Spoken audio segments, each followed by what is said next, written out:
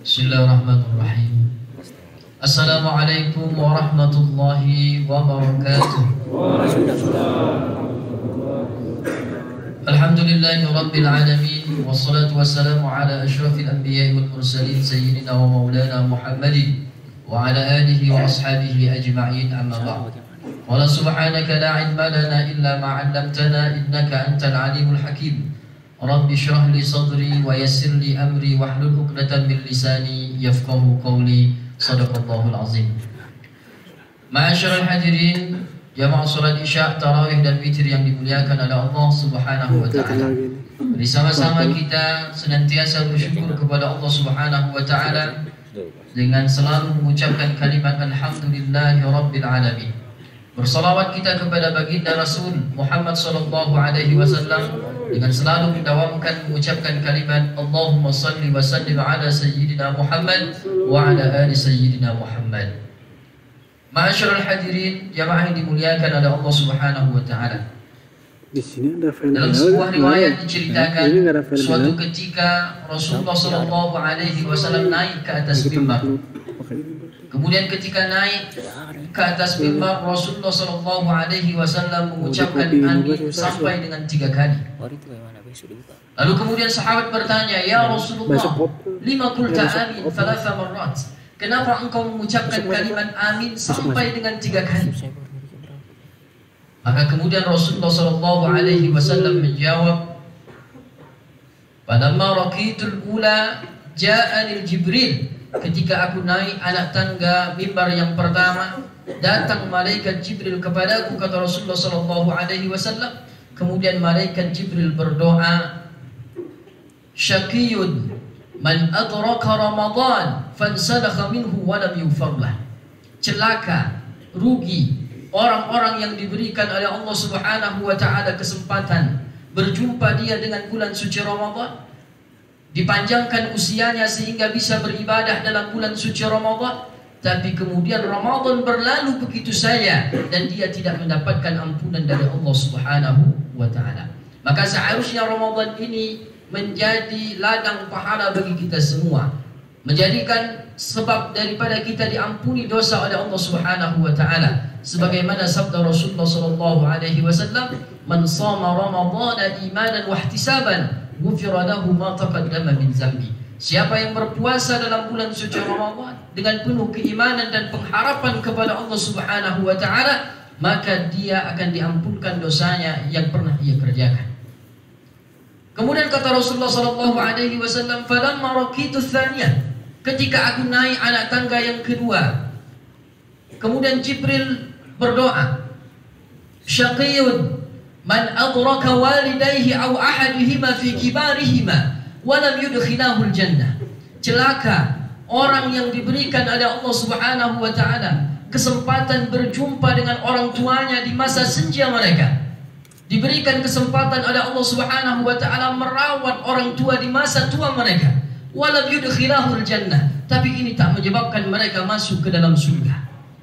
Apa maknanya? Seharusnya ketika Allah berikan kesempatan kita diberikan kesempatan untuk merawat orang tua kita di masa senja mereka, maka seharusnya ini menjadi asbab kita diampuni dan dimasukkan ke surga Allah Subhanahu wa taala. Karena begitu luar biasa fadilah daripada berbakti kepada kedua orang tua.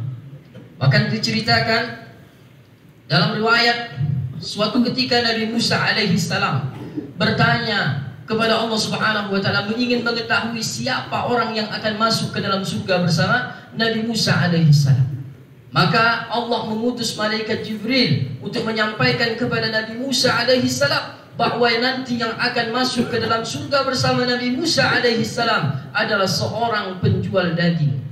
Nabi Musa heran, kenapa yang masuk surga bersamanya adalah seorang penjual daging, bukan orang yang alim, bukan orang yang ahli ibadah. Lalu kemudian Nabi Musa alaihissalam datang ke penjual daging ini, kemudian dia diikuti oleh Nabi Musa alaihissalam. Dia izin ikut sampai dengan ke rumah si penjual daging ini. Sesampai di rumah, Nabi Musa tak melihat orang ini melakukan salat, qiyamul lail dan sebagainya, kecuali ketika masuk ke dalam rumah, si penjual daging ini langsung masuk ke dalam dapur, kemudian dia masak Setelah masakan selesai, dia masuk ke dalam kamar. Ternyata di dalam kamar itu terdapat seorang ibu yang sudah tua. Tak mampu lagi dia berduduk, tak mampu lagi dia berdiri. Maka dengan penuh cinta dan kasih sayang, sang anak ini menyuapkan makanan ke dalam mulut orang tua yang renta ini.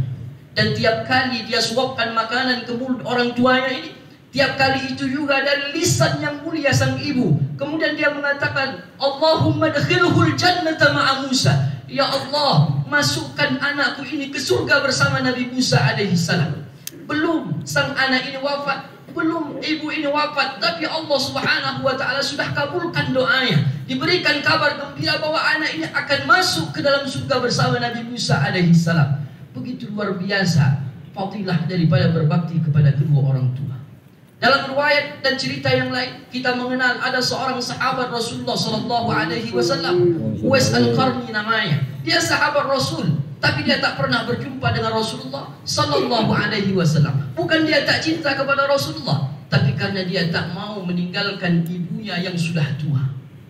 Sampai suatu ketika sang ibu mengerengek, Uwais, ibu ingin pergi haji. Tapi apa kata Uwais? Uwais tahu ibunya ini sudah tua, sudah tak mungkin lagi untuk melakukan perjalanan jauh, dan dia tak memiliki harta yang banyak. Tapi Uwais tak menolak permintaan ibunya. Dia mengatakan, insya Allah nanti kita akan berangkat haji. Lalu apa yang dilakukan Uwais Al-Qarni? Setelah itu setiap hari dia berlatih. Dia naik ke atas bukit, dia gendong domba. Yang tadinya domba ini kecil, terus tumbuh. Setiap hari dia bawa. Dia bawa naik gunung, turun gunung. Setiap hari dia gendong domba ini sampai domba ini besar. Bahkan Uwais Al-Qarni ini dikatakan oleh orang-orang gila. Uwais Al-Qarni gila, setiap hari dia bawa kambing, dia bawa domba naik ke atas gunung. Tapi dia tidak hiraukan kata-kata orang. Pada saat yang sudah ditentu, ketika saat itu fisik Uwais Al-Qarni mulai kuat, barulah kemudian dia datang kepada ibunya. Kemudian dia katakan, ibu, ini sudah saatnya kita akan berangkat menunaikan ibadah haji. Ibunya bertanya, bagaimana caranya? Kita tak punya uang. Ibu sudah tua renta. Maka Uwais mengatakan, aku akan gendong engkau dari kota Yaman ke Mekah untuk menunaikan ibadah haji. Sampai kisah ini kepada Rasulullah sallallahu alaihi wasallam. Ditanya Rasulullah sallallahu alaihi wasallam oleh sahabat, ya Rasulullah, ada seorang sahabat dia gendong ibunya dari kota Yaman menuju kota Mekah untuk menunaikan ibadah haji. Apakah sudah cukup dia berbakti kepada ibunya? Apa kata Rasulullah sallallahu alaihi wasallam? Satu teriakan dari ibumu ketika melahirkan, engkau gendong ibumu dari kota Yaman menuju kota Mekah untuk menunaikan ibadah haji, belum cukup untuk menggantikan satu teriakan ketika mereka melahirkan engkau. Sebab itu fadilah dan keutamaan begitu luar biasa berbakti kepada kedua orang tua. Tapi apa yang didapatkan oleh Uwais Al-Qarni? Rasulullah sallallahu alaihi wasallam berpesan kepada para sahabat, nanti kalau kamu bertemu dengan Uwais Al-Qarni, cirinya seperti ini, maka mintalah doa kepadanya, maka sesungguhnya doanya dikabulkan oleh Allah Subhanahu wa taala. Ma'asyiral hadirin, jamaah yang dimuliakan oleh Allah Subhanahu wa taala. Oleh karena itu, bagi kita yang masih memiliki orang tua, kasihi, sayangi. Karena kita tidak akan pernah tahu sampai kapan Allah Subhanahu wa taala memberikan kesempatan kita untuk bisa bersama mereka. Jangan sampai tiba masanya ketika Allah Subhanahu wa taala sudah ambil mereka dari kita, barulah kemudian kita akan menyesal, ya Allah, kenapa dulu ketika mereka masih ada kami tidak sempat berbakti kepada mereka. Ya Allah, kenapa dulu ketika mereka masih ada kami tidak sempat membahagiakan mereka. Ya Allah, kenapa dulu ketika mereka masih ada kami seringkali membuat air mata mereka menetes gara-gara kami. Bahkan Imam Ali bin Abi Thalib mengatakan, jangan kau gunakan kefasihan bicaramu untuk mendebat orang yang dulu pernah mengajarkan engkau berbicara. Hati-hati, Rasulullah sallallahu alaihi wasallam mengingatkan kita, kullu dzunub yuakhirullahu ma syaa ila yaumil qiyamah. Segala dosa yang kita lakukan, maka Allah Subhanahu wa taala akan tangguhkan siksanya. Allah akan tangguhkan azabnya ila yaumil qiyamah, sampai hari kiamat. Illa uquqal walidain, kecuali dosa kita kepada orang tua, fa innahu yu'ajjiluhu fid dunya qabla al-mamat. Maka dosa kita kepada kedua orang tua Allah akan balas di dunia, terlebih lagi nanti di akhirat. Kemudian yang ketiga, doa malaikat Jibril yang kemudian diaminkan oleh Rasulullah sallallahu alaihi wasallam. Syaqiyun idza dzukira ismuka wa lam yusalli alaihi. Celaka, rugi orang yang ketika disebutkan namamu ya Rasulullah, mereka tidak berselawat kepadamu. Maka ketika disebutkan nama baginda Rasul Muhammad sallallahu alaihi wasallam, hendaklah kita selalu berselawat menyebut nama Rasulullah sallallahu alaihi wasallam. Karena begitu luar biasa cinta Rasulullah sallallahu alaihi wasallam kepada kita. Bahkan di akhir hayat beliau, tak ada orang lain yang disebut oleh beliau.